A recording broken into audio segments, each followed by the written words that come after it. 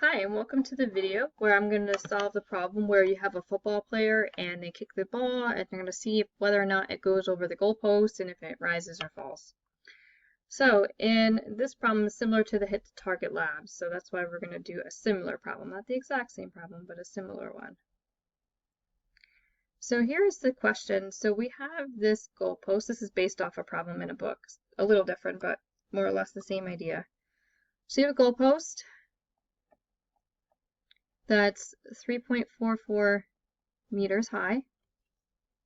And what you're going to do is you're going to launch that football at 22 meters per second at an angle of 30 degrees. So I'll draw the football, why not? Like that. And we're 40 meters away from the post. And the question is basically, where is the football at this point? Is it rising? Is it falling? Did we make it? What's going on here? Okay, so when we're trying to figure this out, another way to say it is, two things. One, we got to figure out how long it takes to get to that location. So how long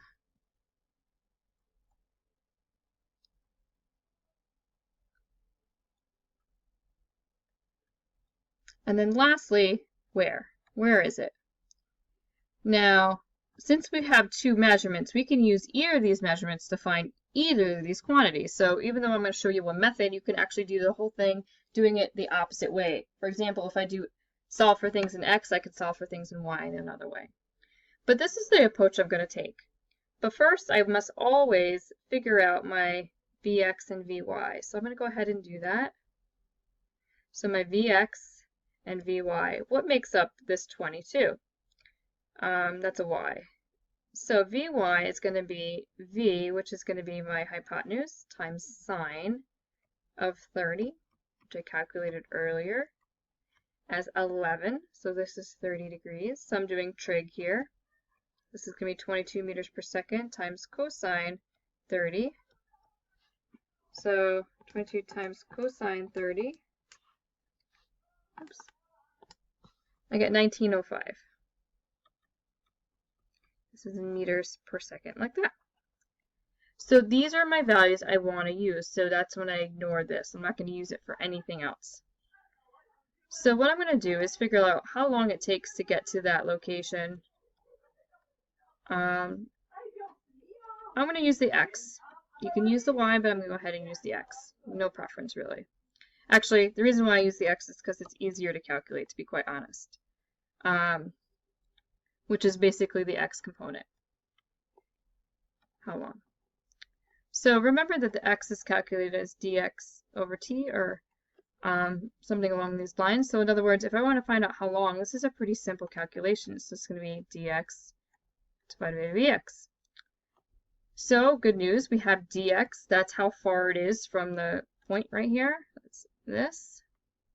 And then this is going to be the vx. So that's the 19.05. So notice I almost made a mistake there. It's really easy to do that. So just be careful. So when I do 40 divided by 19.05, I get 2.099. So I'm just going to go ahead and round this to 2.1 seconds. So I'm going to box this because this is good information. It takes 2, so to go from here to here in the horizontal directions, it takes exactly 2.1 seconds. So that's how far it went in the x. Now I can figure out how high it went in the y using this time. So that's what I'm going to do. I know it takes 2.1 seconds to get there, but we're basically going to find our vertical height, our delta y. Where are we in the y at that location? So I'm going to go ahead and use this kinematic because it has all the information we need.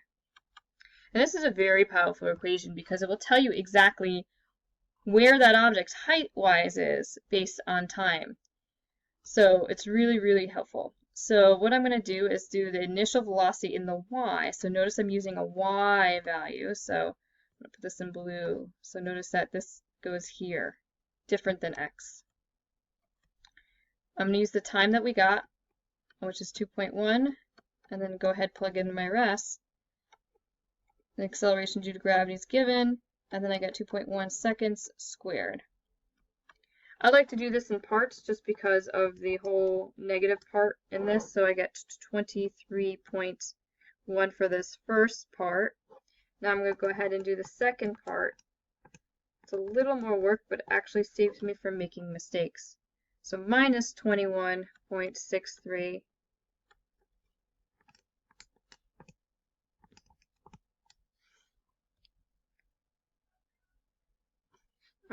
Sorry, let me do that again so I can do it right.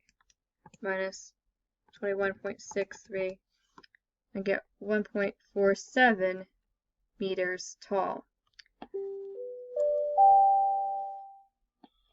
Mr. Caruso, if you're in the building, would you call the main office, please? So as you can see, so the football is at 40 meters, so I didn't put it exactly on here, but at 40 meters is right here. So as you can guess, it doesn't make the goal. It's too short. It needs to be up here.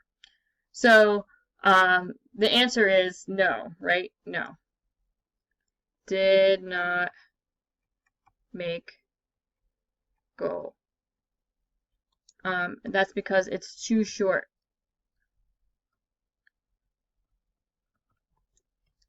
So let's just take another edge to this question, although we technically really did just solve it out.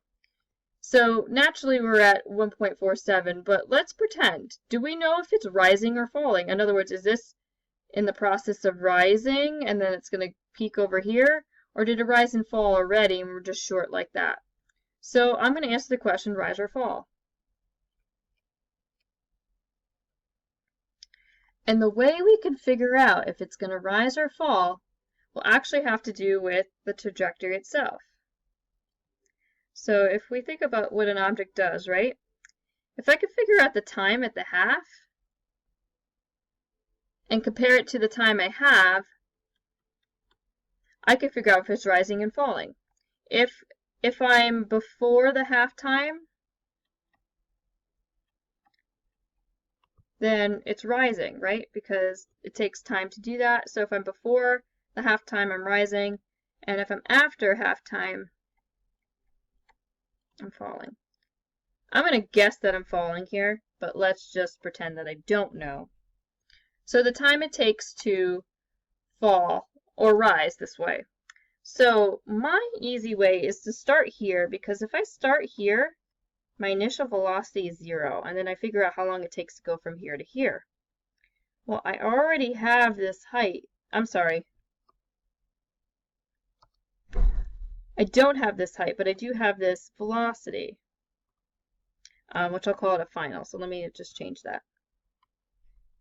Symmetry says that my initial velocity, which is 11 meters per second in the y, should equal the final velocity.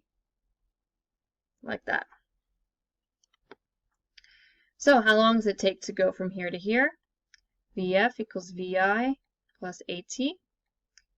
Vf is negative 11. Vi is 0. Acceleration is always given as 8. And then we'll solve for time. So 11 divided by 9.81. I get 1.12 seconds. And this represents my half time. This is the time at the half.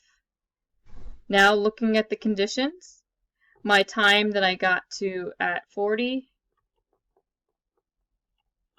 is greater. So it's greater, which means that this is, in fact, which I predicted, falling.